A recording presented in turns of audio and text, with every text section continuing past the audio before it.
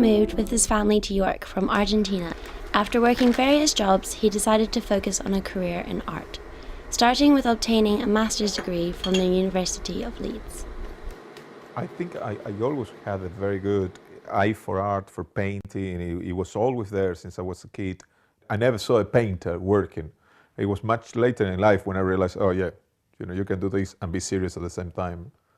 I have like a clear vision of what I want to do when I'm painting. The struggle is to reach that point because you have the vision, but to go from A to B is the difficult part. And it's a nice challenge. I suppose it's like for some people playing football, it's a challenge to conquer something that is difficult. To pay for his master's degree, Andre runs life drawing classes in a community centre in York.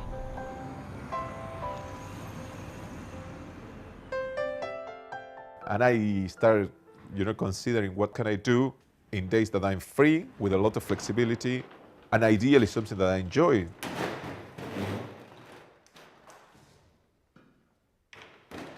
I started talking to the community center and they were very keen on it. 2 weeks later, there were 24 students. We all love drawing. It's a great experience because some of them, they will come to prepare a portfolio. Some people have been doing art years ago and they're just enjoying going back to do art. The life drawing, you'll have a look, but it's quite a lesson. It's not just setting the group and doing a drawing. There are 3 exercises every lesson. The model, and this is what we're going to do in the first step. It's just the surrounding areas about the drawings, nothing within the drawing. Yes? Usually one of the problems that we have in life drawing is that we start doing the things that catch your attention, the nose, the ears, then we start opening, and then we find that the rest of the drawing is outside the paper. In this case, we're going to do the opposite. You will put the limit and try to put the whole body within the paper, and in good proportion. Every exercise is trying to take you out of your comfort area for you to do something new, and then there is a long pause for you to apply those exercises, and there is a little bit of criticism about the work that we do. But in good proportion. I think it's very interesting as well because most of these people are working a lot. Some of them, they are young parents with young kids. So the life drawing lesson, as you were seeing today, is a social day. It's so difficult. We have this break after an hour and we have a tea and chocolate and then we have to go back to work. And it's so difficult sometimes to push them to go back to work because they want to keep chatting. It's the social moment. Some of my friends are completely horrified, don't understand it, and I do get a bit of jib from some of my mates down the pub. It's something that everybody's got, but not everybody's got the confidence to do it. I don't think art can change the world, but I think art can definitely put a big problem on the table for people to talk about it. And for me, particularly in this case related with Argentina, there are so much myth and taboos and things that I thought that those paintings should serve to the purpose to be on the table and people be able to talk about things that had happened openly. In 1976, the right-wing Argentinian military controlled by General Jorge Rafael Videla overthrew President Isabel Perón and took control of Argentina. The army and police started arresting people who opposed the takeover. During the 7-year period of the dictatorship, it is estimated that 30,000 people disappeared after being arrested, kidnapped, and at times tortured for information by the army. Children of the disappeared still don't know the fate of their parents.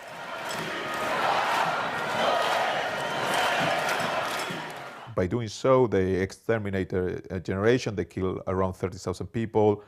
They are the disappears. They put a lot of people in jails. A lot of people have to flee the country, and it was a disaster. We have 7 years of the most brutal dictatorship, and amongst the disappears is my dad. One night, just before the dictatorship, they start doing trials about kidnapping people, getting information from them, and from that information, kidnapping other people. And in November 1975, my dad was working at the hospital. After the hospital, he had to go and visit some patient. And somewhere during that time, he was kidnapped by the army and we never knew about him anymore. So that was quite a thing because for so many years, we didn't know what happened to him. In fact, we never found his body. Andre also teaches art in his gallery to pay for his master's degree. I started, or before I started looking for a master, and I matured this idea of having a change in career. And this master in LEEDS was almost purely based on practice. They were keen on the project, but they said, we would like you to develop a series of painting. It was my tutor that says, well, you have this background in human rights, why don't you put the two of them together and do something about that? I was very keen on portrait, and I said, well, you can do portrait, but expand it a little bit more. And then I took on the Argentine dictatorship. So this particular painting is called 1976, which is the year of the coup d'etat. And one of the things I found interesting about the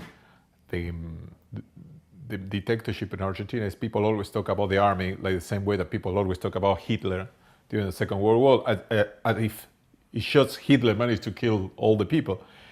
And I want to project the idea that those are the three forces behind the coup d'etat: the church, the economical power, and a portion of the Argentinian society that they were always afraid of change. In order to help pay for his master's degree, Andre is also running evening piano lessons from his home.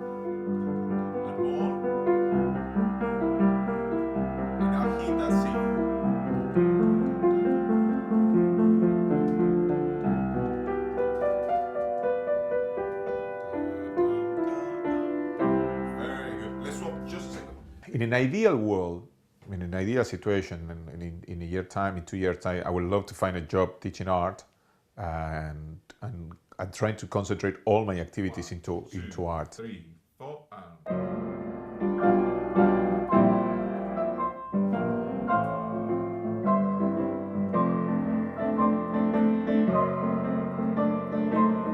If I can to move into just painting and teaching art, that would be ideal. And if in 10 years' time I could just focus on painting and not even teaching, that would be even better. Yeah, that would be the plan. You know what negative space? Do you remember what negative space means? You do all the outside lines, but nothing in the. But when I came to York, I couldn't say a word in English, so it was quite tough at the beginning. From 3 years, I worked in restaurants, amazing peeling onions. But the bank says to me, we are not going to give you the money for you to rent the place. If you run a business, you may get the money. And I put a business plan, and they say, oh, that looked great. I copied the business plan for the internet. I remember I did the logo, all the rubbish in one night, and they give me the mortgage. And I opened the gallery. We call it the gallery. It's the size of your toilet. It's really small. And I start teaching there. I realized at that point that I can make a living of something I really love doing. For the first time, I saw I can put the two things together. Oh, I like this one, and maybe I can live of doing this. It took me a long time to put it one and one together.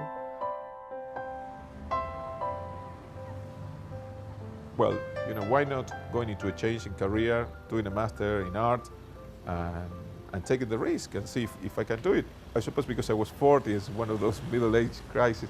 But I started thinking where I want to be in 2 years' time. And I was so worried about starting a master with 2 kids. I have 4 mortgages, and I don't have a job. And I was thinking, my God, starting a master in art full-time with all these things. And I remember this guy, the journalist, he says to me, well, yeah, it's a risk to start, but it's a bigger risk if you don't do it.